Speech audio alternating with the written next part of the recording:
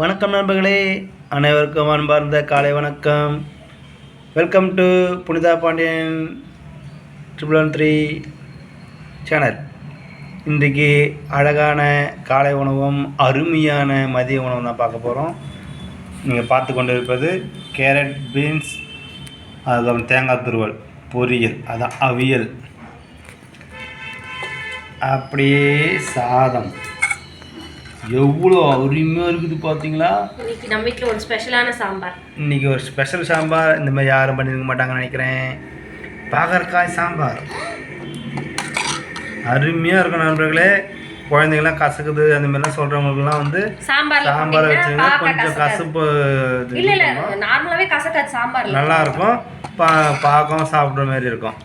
உடம்புக்கு நல்லது. கசப்பும் சேர்த்துக்கணும். வெறும் உப்பு இனிப்பு மட்டும் சேர்க்கறதில்ல நம்ம வாழ்க்கையில், கசப்பும் சேர்த்துங்க பிடிக்காத நண்பர்கள் கூட. பிறகு காலை உணவு தேங்காய் சட்னி.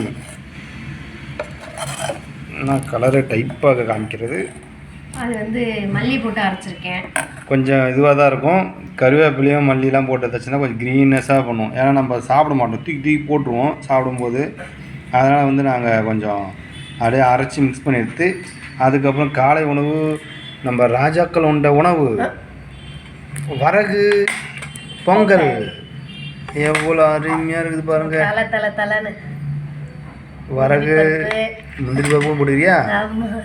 முந்திரி பருப்பு போட்டால் தான் என் பசங்க பொங்கல் சாப்பிட்றாங்க. என்ன பண்ணுறது, அவனுங்களுக்காக போட வேண்டியதாக இருக்குது. வரகு, மிளகு பொங்கல், பைத்தம்பருப்பு, முந்திரி பருப்பு எல்லாம் போட்டு சும்மா அருமையாக பண்ணியிருக்காங்க காலை உணவு.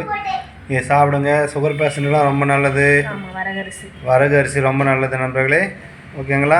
குழந்தைங்களும் பழக்கப்படுத்துங்க. அது பிடிக்கல இது பிடிக்குன்னு சொல்லி விட்டுறாதீங்க. சின்ன வயசில் நம்ம கண்ட்ரோல் வச்சுனா தான் அவங்க நல்லா ஆரோக்கியமாக இருப்பாங்க. எதிர்காலத்தில் மறந்துடாதீங்க. ஓகே, நன்றி, பாய். மீண்டும் நேரலையில் சந்திக்கலாம் இரவு 9 மணிக்கு.